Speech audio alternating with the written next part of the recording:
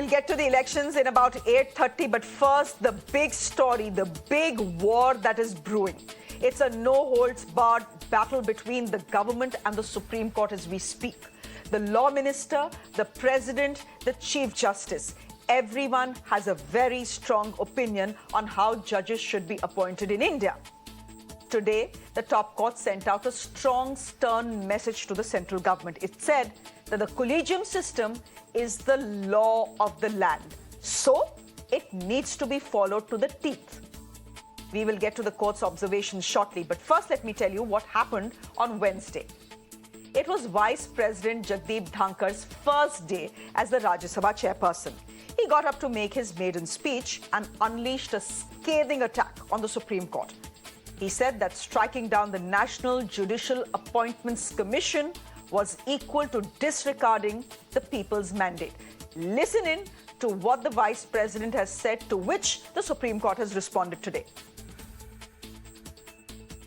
It is institutional, seamless, correct, marked with mutual trust and respect that generates ecosystem best suited for serving the nation. This House needs to catalyze this wholesome environment to promote synergic functioning of constitutional institutions, emphasizing need to respect Lakshman Rekha. Now, coming from the Vice President, that's a huge statement. He asked the judiciary to stay inside its Lakshman Rekha. And earlier today, the Supreme Court returned fire. Listen to what the top court has said, and I'm quoting the Supreme Court now. Just because there are some sections of society who express a view against the Collegium system, it will not cease to be the law of the land. The court is basically telling the government it doesn't matter if you disagree with the way things are, the Collegium system is here to stay. The judges also issued a warning, saying that things will break down if everyone in society decides which laws to follow and which not. Now, this controversy has been brewing for a while. The government is clearly very unhappy with the Collegium system of appointing judges. A quick side note here, the Collegium system is used by the judiciary to appoint judges to higher courts, which means high courts and the Supreme Court. The Supreme Court Collegium is comprised of 5 judges led by the Chief Justice of India. This group can appoint judges to the higher court, elevate judges to the Supreme Court, or appoint lawyers directly to the bench. This system has its origins in 1993. Until then, the government of India had primacy while appointing judges. But things changed in 1993. The Constitution says that the President must appoint judges after consultations with the Chief Justice of the High Court and the Supreme Court. The government doesn't like this system. Law Minister Kiran Rijiju has called it alien to the Indian Constitution. Way back in 2015, the Parliament had passed the NJAC bill to replace the Collegium system, but it was struck down by the Supreme Court. The question is, was that move an overstep of the Lakshman Rekha, like the Vice President is saying? Or did the Judicial Appointment Commission indeed violate the Constitution? Listen in to what Law Minister Kiran Rijiju had said last month. Collegium system is alien to the Indian Constitution. You tell me under which provision the Collegium system has been prescribed. But because the Supreme Court, in its own wisdom, through a court ruling or through a case judgment known as first judge's case, created a collegium. Now that collegium, whether the Supreme Court collegium or High Court collegiums, they recommend the name. And government has to do due diligence. Prior to 1991, all the judges are appointed by the government. What is the difference between consultation and concurrence? Is it same? What I'm saying is, as long as the collegium system is prevailing, I have to respect the system. But if you expect the government should merely sign the name to be appointed as a judge, just because it is recommended by the collegium, what is the role of government then? What does the word due diligence mean? Because the Supreme Court in its order itself has said that government has to do due diligence. So government is doing certain things which government is expected to do. So never say that government is sitting on the files. Then don't send the files to the government. You appoint yourself, you run the show then.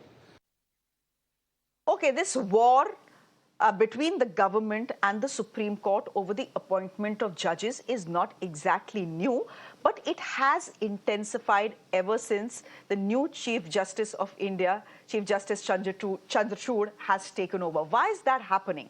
Why are we seeing this sharp war of words between the Supreme Court and the government of India?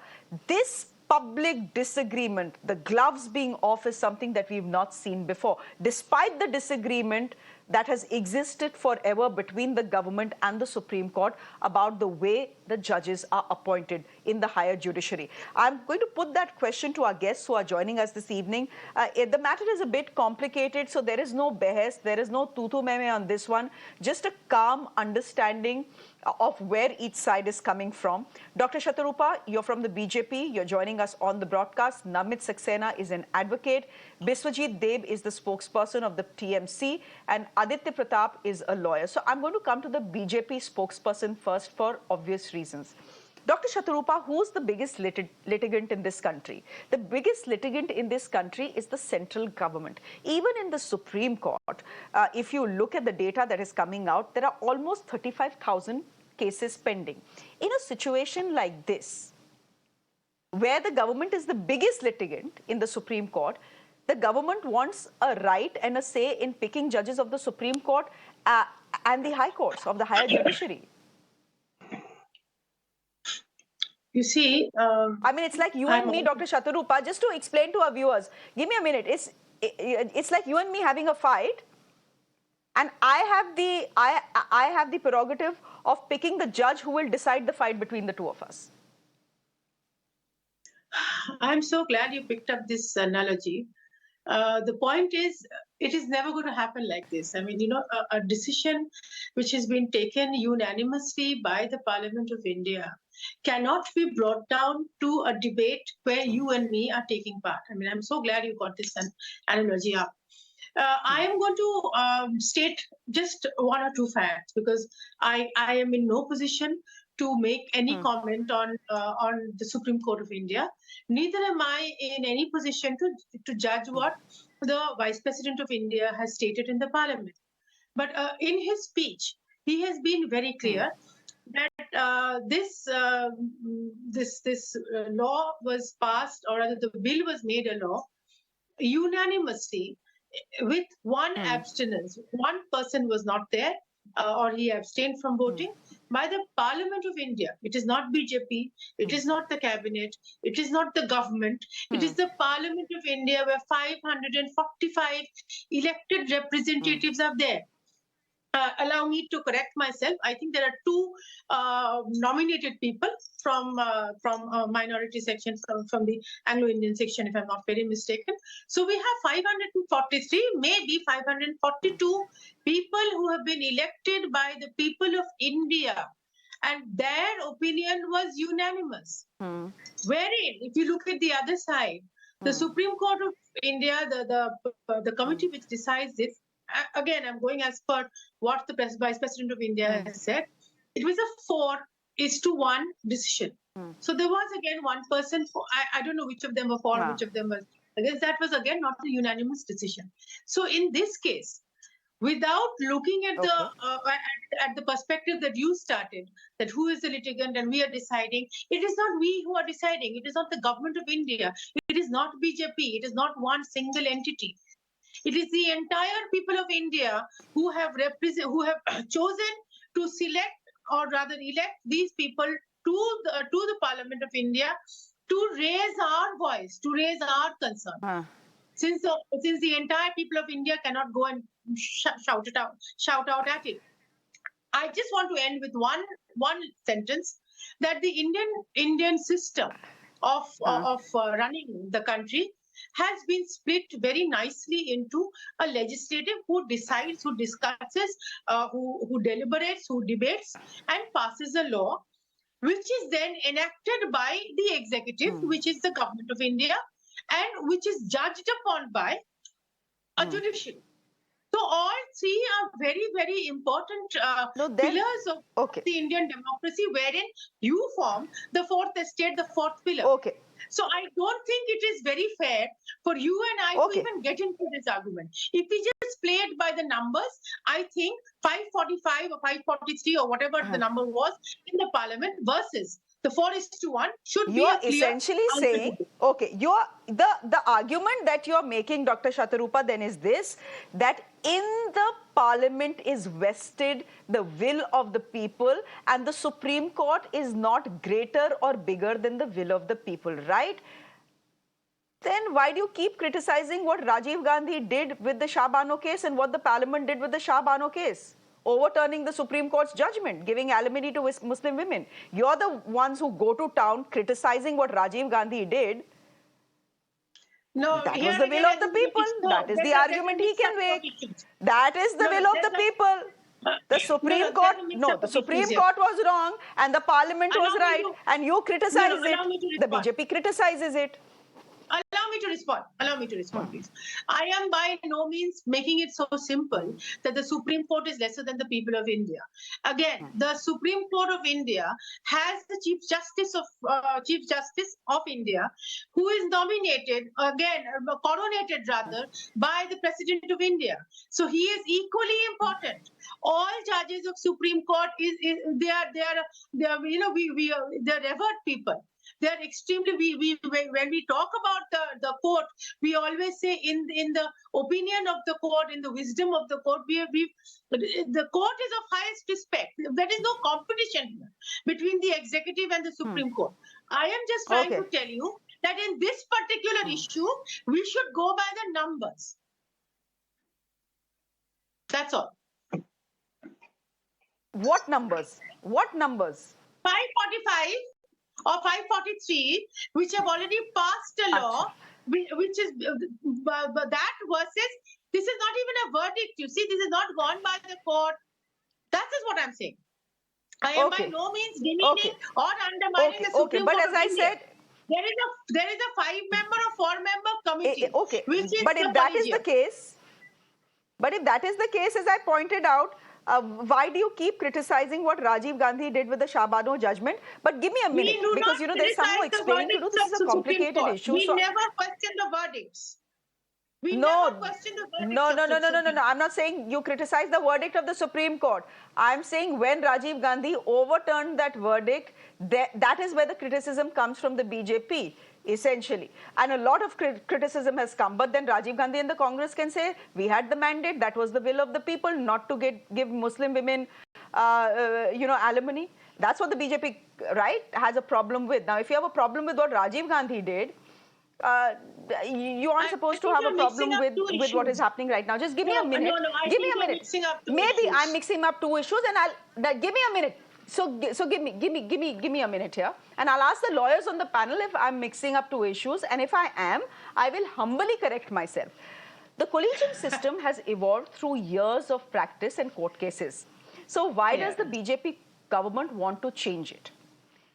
The people who oppose the collegium basically highlight four major reasons. Ek minute, Shatorupa.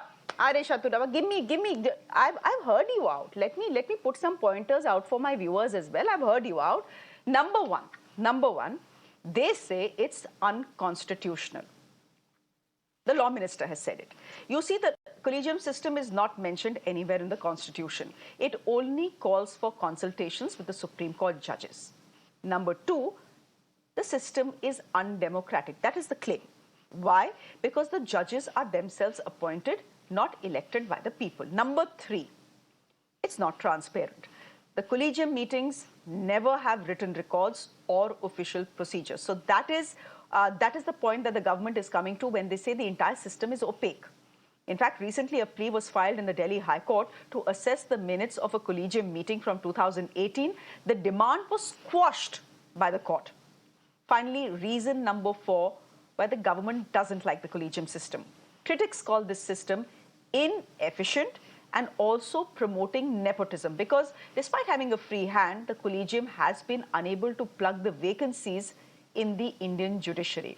Now, our guests continue to be with us. We've already heard from the BJP spokesperson. Namit Saxena, who's crossing the Lakshman Rekha?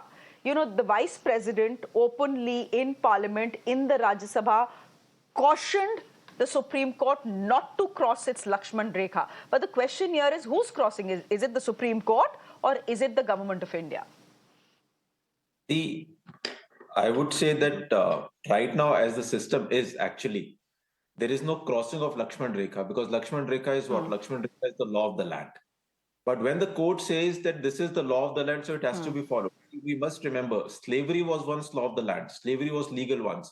But does it make, slavery legal and proper now? No.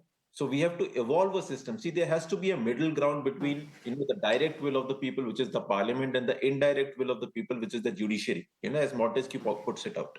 So there has to be a middle ground. It can't be, I legislate, you quash, I re-legislate. So this then becomes an endless process. We'll be an endless loop. So there has to be a middle ground as to how do we actually appoint judges. See, collegium system, it is correct. When Justice Kaul says it is the law of the land, it is correct. But collegium system has its own flaws. What is the court doing? And this is a court evolved, doctrine of collegium, that you will have, the Chief Justice will have 4 of his collegiate assessors, and they will, recommend names to the government, and the government will do due diligence, and thereafter, pass it on to the president. But what is the court doing to repair, the defects in the collegium system? See, one, as you pointed out, collegium system is highly opaque. See, there are 5 people, 5 citizens of the country, as, in their capacity as judges of the top court of the country. They sit in a closed room, they decide on names, and they send it to the government that you do due diligence because we have now taken a decision. The government does due diligence and says that, that we don't find these candidates fit and suitable to become judges. Because as a judge, you have to, as a human being, you have to decide cases between 2 human beings. That is an extremely difficult job. You may be an extremely good lawyer, but you have to be an extremely good judge to become a judge of the High Court or the Supreme Court of the country. Now the government sends it back. The collegium further says, even if you send it back to us and we send it back to you, you are bound to appoint that person. One, you are highly opaque. There is no transparency. You decide that we will not even issue minutes of the meetings as to what is the reason behind, recommending name of this candidate. It is here, where this doctrine of you scratch my back, I'll scratch your comes. And that is what you pointed out, nepotism. See, since 1991, this has been happening. We have been, saying that there are a few dynasties, like we had dynasties, in monarchies. We have dynasties, which are judicial or legal dynasties also. Judges, their children or their, somebody from their family gets appointed. Then, there's an entire cycle which goes out. That, somebody, goes into the collegium, appoints somebody, that somebody, gives back that favor, appoints somebody. So this is what has been happening. So when, when the law minister says that this is, beyond the constitution, he is not entirely right and entirely wrong also. See, the text of the constitution is not the constitution completely. Okay. There is an unwritten constitution also, which is supplanted by the judiciary to, two doctrines. Like why when NJAC came in 2014 and when 7 years back it was quashed, the Supreme Court said that this violates the basic structure of the constitution which we have. So that is why they said that this has to go, and that is the duty of the court. There may be legislative competence with the parliament, but the parliament tomorrow, if I said, if I started with this, the parliament tomorrow appoints, makes a law, slavery is legal. Will the Supreme Court, sit quiet? The Supreme Court is duty bound to struck down that law. No, So but here's the thing, if the government, but here's the fact, Namit, here's the fact, if the collegium system is not perfect, the fact is that its alternative that was proposed and struck down is, has its flaws as well. For example, the proposed NJAC will be made up of 6 people: the Chief Justice, 2 Supreme Court judges, the Law Minister, and 2 eminent persons appointed by a special collegium. And this collegium would be made up of, as I said, the Prime Minister, the Leader of the Opposition, and the Chief Justice. To our viewers, I know it sounds like a transparent system. So why are people opposing it? That's a question. Give me a minute. Yeah, so give me a minute. I just want to talk about why, the Supreme Court opposed and struck down the NJAC, to which, Vice President Dhankar was so critical of. Simply because giving the government a say in appointment judges could be a slippery slope. As we speak, and I've said this, there are more than 35,000 cases involving the centre and the state governments pending in the Supreme Court. More than 1,800 cases where the centre is the petitioner, and almost 6,000 cases where the centre is a respondent. Keeping that in mind, how can the government have a say in appointing judges? Imagine you're fighting a case in your district court. You hear that your opponent is appointing the judge who will hear your case. Would you say that's a fair approach? Chances are you won't. And that is the question I'm coming to you, Aditya Pratap. While the collegium system may or may not be fair, completely fair or, absolutely perfect, the fact is its alternative, the NJAC, isn't perfect either. And so, as Namit says, maybe there needs to be a middle ground, but that middle ground right now is not visible because the government and the Supreme Court are busy humiliating each other in public and having this fight rather publicly and not behind closed doors as it should have happened. Well, my first response is, what point is the government trying to prove? Is the government trying to convert the Supreme Court into some other case? We have numerous government agencies who are referred to as caged parrots. So is the government trying to convert the Supreme Court into another one of its wings? Because we have the judges who are independent. Independence of the judiciary is part of the basic structure of the constitution. And most importantly, the point is government is part of the executive. The point is, what is the role of the government? As you know, currently it is to conduct a basically limited scrutiny of the candidates and then give its reference. Now, one more important thing is we have, we have the constitution which says, that the president shall appoint judges in consultation with the Supreme Court, the Chief Justice. And the word consultation in the second judge's case was held to be concurrence. Now, the point is, I will draw direct analogy with Article 74, that the president is to act on the aid and advice of the prime minister and the cabinet of ministers. Now, the president cannot reject the advice of his cabinet ministers. I mean, if the cabinet says do something, president has to do it. He sends it back. I mean, he has to. So the point is, when the president has to comply with the advice given to him by the cabinet, why should the president not be directed to comply with the advice given to him by the Supreme Court when it comes to appointing judges? Are you trying to place the Supreme Court on a lower pedestal than the cabinet? Secondly, people talk about the entire horde of parliamentarians. Do we today see, when the constitution was framed, the constitution envisaged a parliament which could hold that government to task? The constitution envisaged a parliament, a government which would fear the parliament. That parliament can pass a vote of no confidence anytime. But do we have that parliament of today? If we talk about a critical parliament, so the point is, ultimately we know that we have the Anti-Defection Act, and plus, we have the government pilots all the bills. So in short, the government enjoys a very heavy leverage in parliament. Therefore, ultimately, we need an equally strong leverage in the form of the Collegium of the Supreme Court. And finally, I'd like to make one more point here, that, government is criticizing the judiciary. I say performance-wise, and I say this as a practicing lawyer of 10 years experience. Judiciary as a department performs better than the government. Judiciary comes up with recommendations of listings. Government does not appoint the judges. Bombay High Court needs a new building. Bombay High Court needs a new building. Mumbai Port Trust has the audacity to demand 900 crores for 3 acres for a new High Court building. Means, in short, the government itself is first of all not giving the judiciary the infrastructure, and then you accuse the judiciary of not performing well, of pendency and not filling vacancies. It is like a self-created hardship to serve a self-created purpose. 19 names were sent back by the centre, and I think there were only 2 were accepted, if I'm not mistaken. 21 were sent, 19 were sent back. If I'm correct. I just want to get in the TMC spokesperson here. Biswajit Deb, you have had some experience with the vice president who is taking on the judiciary directly here. Politically, how are you seeing this matter play out? Do you think the collegium system should stay, or does the opposition think that it's time for the collegium system to go? You see, the comments made by the Honorable Vice President of India is most unfortunate. it reflects the mindset of the ruling party at the center. And this is exactly what the law minister has also said, that the collegium system is alien to the constitution. He should know that what Article 124 says. He should know what happened with the NJAC case. He should know that this particular matter was struck down. We can only say that the collegium system is the only system which will guarantee against the tyranny of the central rule. You see, we have seen that several governments elected governments were toppled by unfair means. We have seen that the bureaucrats were turned out as yes men by this central government.